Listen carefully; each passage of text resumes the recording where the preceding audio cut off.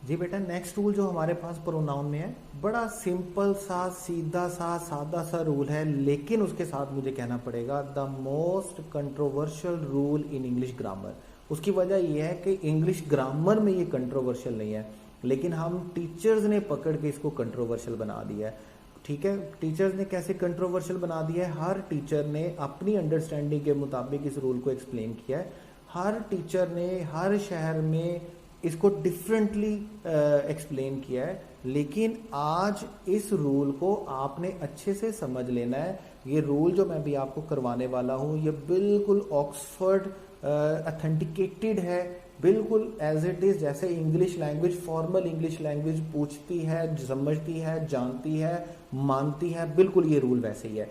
आपने इस रूल को वायलेट नहीं करना है। लेकिन इसके साथ मैं ये बात भी बता देता हूं कि आज तक कभी भी इस रूल में से एमकैट में से कोई क्वेश्चन नहीं आया, लेकिन प्रोबेबिलिटी है कि क्वेश्चन आ सकता है। आसान तरीन क्वेश्चन है, आसान तरीन बात है। आप लोगों ने एक रिक्वेस्ट है कि इस रूल को अच्छे से समझ लेना है, अच्छे से नोट कर लेना है, और इस पर हम लोगों ने कुछ लंबी चौड़ी बहस में नहीं जाना कि फलां टीचर ने ऐसा कहा, फलां टीचर ने ऐसा कहा, फलां टीचर ने ऐसा कहा। आपको जैसे रूल मैं बता रहा हूँ, ये एज इट इज ऐसे ही इंग्लिश में एग्जिस्ट करता है, और ये बिल्कुल फॉर्मल रूल है। माइट भी पॉसिबल ऐसा हो सकता है कि हमारे ही पढ़े हुए स्टूडेंट्स इस पे कुछ ऑब्जेक्शन करें कि सर इसको ऐसा बताया गया था, ऐसा बताया गया था। लेकिन मैं आप सब बेटों को, बेटियों को ये बात बताता हूँ कि जिस तरह मैं आज आपको रूल ये बताने वाला हूँ, ये बिल्कुल गारंटीड ऑथेंटिकेटेड रूल है। देखिए, मैंने इसके लिए हेडिंग का जो इंतखाब किया है इस रूल के लिए, वो है प्रोनाउंस अरेंजमेंट। प्रोनाउंस अरेंजमेंट क्या है कि जब हम एक ही सेंटेंस में तीनों प्रोनाउन यूज करेंगे। देखिए, हम बात कर चुके हैं कि हम पर्सन के एतबार से प्रोनाउन को तीन हिस्सों में डिवाइड कर देते हैं। पर्सन के एतबार से जो हम तीन हिस्सों में डिवाइड करते हैं, उसमें सबसे पहले हमारे पास क्या है? फर्स्ट पर्सन, उसके बाद सेकंड पर्सन, और उसके बाद हमारे पास क्या है बेटे? Third person. फर्स्ट पर्सन जो स्पीकर होता है, जो बात कर रहा होता है, जब भी कोई कम्युनिकेशन हो रही होती है, तीन पार्टीज, तीन लोग इन्वॉल्व होते हैं, जो बात कर रहा होता है वो फर्स्ट पर्सन, जो बात सुन रहा होता है वो सेकंड पर्सन, जिसके बारे में बात की जा रही होती है वो थर्ड पर्सन होता है। अब भी अगर किसी सेंटेंस में हमें तीनों पर्सन इकट्ठा लिखने हैं, तो उसकी अरेंजमेंट हमने कैसे बनानी है? जो फ्रेश स्टूडेंट्स हैं वो खास तौर पर इस रूल को समझेंगे, और जो रिपीटर्स बेटियां बेटे हैं, वो जो पहले आपको जिस किसी टीचर ने भी पढ़ाया, अगर मैंने भी इसमें कुछ पढ़ाया, आप उसको जहन से निकालेंगे और इस रूल को एज इट इज अपने माइंड में बिठाएंगे और लिखेंगे, नोट करेंगे। अच्छा सा याद रखिएगा, आज से पहले जो इस रूल के बारे में आपको बताया गया किसी टीचर की तरफ से, आप उसको अपने ज़हन से डिलीट करने की कोशिश कीजिएगा और उसको ओवरराइट कीजिएगा इस रूल के साथ। देखिए, अगर हमने एक ही सेंटेंस में तीन प्रोनाउंस को, तीन पर्सन्स को इकट्ठा लिखना है, तो उसका तरीकाकार हमारे पास क्या होता है?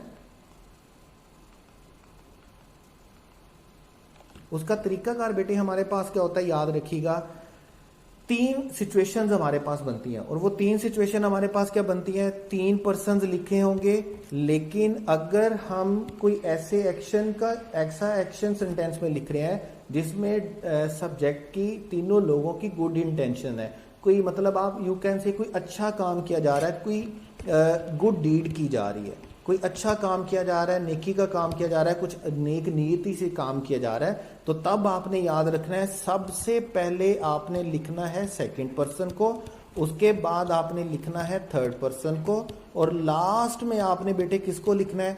फर्स्ट पर्सन को।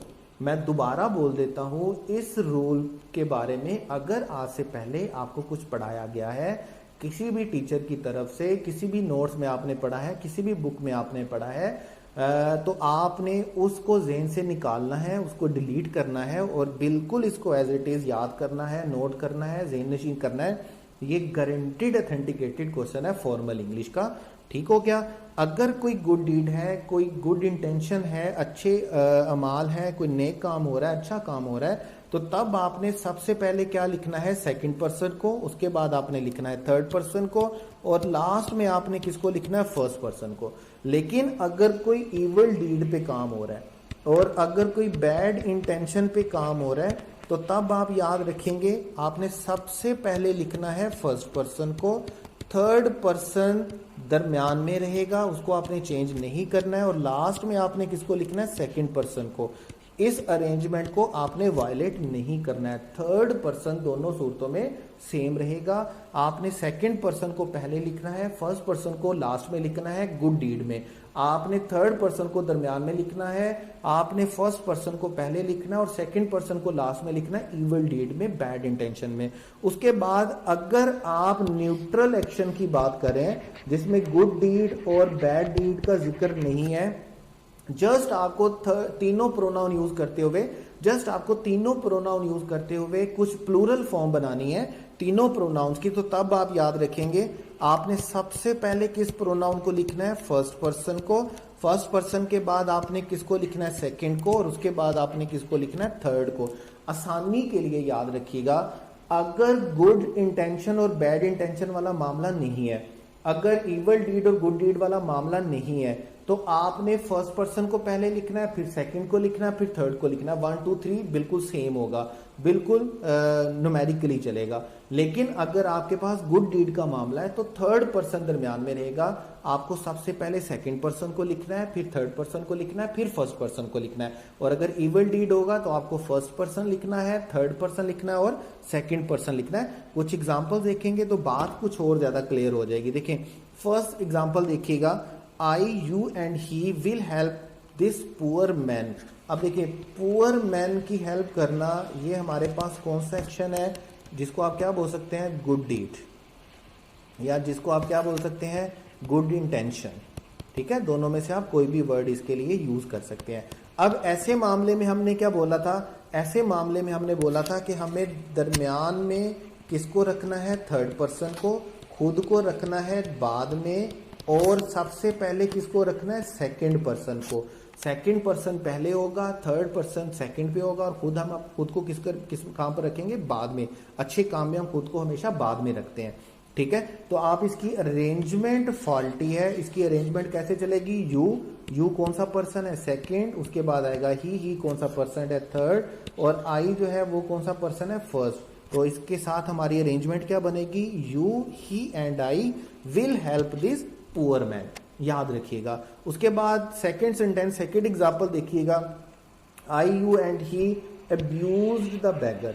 जब आप अब्यूज द बेगर की बात करेंगे तो डेफिनेटली ये आपके पास कौन सा इंटेंशन में होगा, बैड इंटेंशन में। ऐसा एक्शन जो बैड इंटेंशन में किया गया है, या जिसको बेटे आप क्या बोलेंगे, जिसको आप बोलेंगे इवल डीड।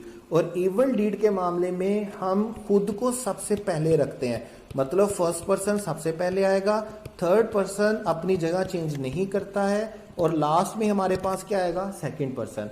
अब हम इसकी अरेंजमेंट को ठीक करेंगे तो सेंटेंस कुछ यूं चलेगा, I, he and you. I first person है, ही थर्ड पर्सन है, और यू कौन सा पर्सन है, सेकंड पर्सन। तो करेक्ट सेंटेंस हमारे पास कैसे चलेगा, I, he and you abused the beggar. याद रखिएगा, इस अरेंजमेंट को आपने भूलना नहीं है। उसके बाद थर्ड में अगर हम सेंटेंस देखते हैं, they, we and you visited the historical place.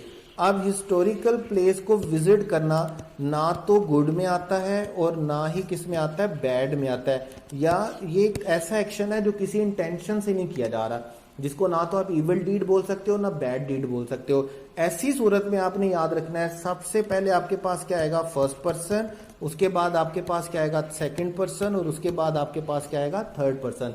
अगर आप विदाउट एनी गुड और बैड इंटेंशन किसी एक्शन में तीनों प्रोनाउंस को लिखेंगे तो आपने सबसे पहले किसको लिखना है, फर्स्ट पर्सन को, जैसे यहां पर आई, वी को लिखा हुआ है। उसके बाद आपने सेकंड को लिखना है, जैसे यहां पर यू लिखा हुआ है, और उसके बाद आपने किसको लिखना है, दे को लिखना है, जैसा कि सेंटेंस में लिखा हुआ है। मैं 3 अरेंजमेंट दोबारा से अपने हाथों से लिख देता हूं, और मैं दोबारा से आप लोगों को बोल देता हूं, जिस टीचर ने जैसे कहीं पर भी, इवन अगर मैंने भी कोई अरेंजमेंट बताई है तो बेटे काइंडली उसको आपने कर लेना है। ये अरेंजमेंट बिल्कुल अथेंटिकेटेड, एक गारंटीड और एक बड़ी अटेस्टेड रूल है फॉर्मल इंग्लिश लैंग्वेज का। आपने याद रखना है, गुड डीड की सूरत में आपने सेकंड पर्सन को पहले लिखना है, सेकंड पर्सन के बाद थर्ड पर्सन लिखना है, और थर्ड पर्सन के बाद आपने किसको लिखना है, फर्स्ट पर्सन को। और बैड डीड में हम सेकंड पर्सन को पहले नहीं लिखते हैं, बल्कि हम फर्स्ट पर्सन को पहले लिखते हैं। फर्स्ट पर्सन के बाद थर्ड पर्सन अपनी जगह चेंज नहीं करता है, और लास्ट में हम किसको लिखते हैं, सेकंड पर्सन को। उसके बाद अगर हम किसी न्यूट्रल एक्शन की बात कर रहे हैं जिसमें गुड और बैड एक्शन नहीं है, तब हम न्यूमेरिकली चलेंगे। पहले फर्स्ट पर्सन आएगा, फर्स्ट पर्सन के बाद सेकंड पर्सन आएगा, और सेकंड पर्सन के बाद हमारे पास कौन सा आएगा, थर्ड पर्सन आएगा। ये अरेंजमेंट आपने भूलना नहीं है। ऐसे सेंटेंसेस जिसमें एक ही सेंटेंस में हमें 3 पर्सन यूज करने हैं, तीनों तरह के पर्सन का प्रोनाउन हमें यूज करना है। हमें पहले सेंटेंस की नेचर देखनी है। अगर कोई एक्शन गुड इंटेंशन पर किया जा रहा है तो सबसे पहले सेकंड पर्सन, फिर थर्ड पर्सन, फिर फर्स्ट पर्सन। और अगर कोई एक्शन बैड इंटेंशन पे किया जा रहा है तो सबसे पहले फर्स्ट पर्सन, उसके बाद थर्ड पर्सन, और उसके बाद सेकंड पर्सन। और अगर न्यूट्रल ग्राउंड्स में रहते हुए न्यूट्रल इंटेंशन के साथ कोई काम किया जा रहा है और फिर भी हम तीनों प्रोनाउंस को लिखना चाह रहे हैं, तो उस सूरत में न्यूमेरिकली हम चलेंगे। सबसे पहले आएगा फर्स्ट पर्सन, उसके बाद सेकंड पर्सन, और उसके बाद क्या आएगा बेटे, थर्ड पर्सन। ठीक है, ये रूल है, इसको हम क्या बोलेंगे, arrangement of pronouns in a sentence. ये बिल्कुल गारंटीड अटेस्टेड रूल है। इसको बिल्कुल एग्जैक्टली इसी तरह अपने ज़हन में तीनों अरेंजमेंट को याद रखना है।